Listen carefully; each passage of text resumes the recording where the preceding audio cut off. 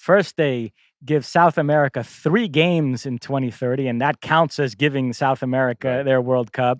And then they come out and say, well, it can only be Asia or Oceania in 2034. And Saudi Arabia immediately submits a bid. And then Australia, some people think they were kind of paid to bugger off. And so who knows? But yeah, they clearly wanted to hold another World Cup in the Middle East.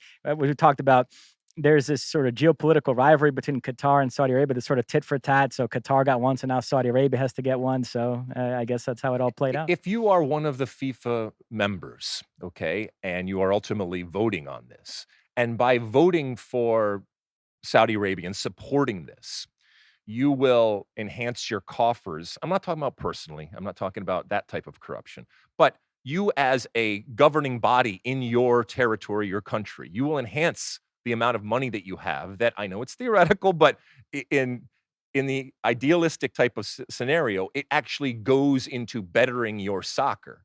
That, correct me if I'm wrong. That's a good thing, right?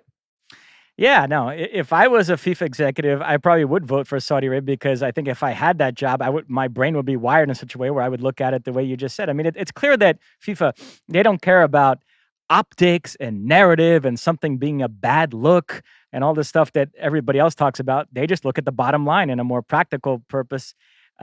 And yeah, so, listen, people like Miguel Delaney can write as many columns as they want. It's not going to change the way FIFA operates. This is who they are. And you mentioned the Russian Qatar World Cups.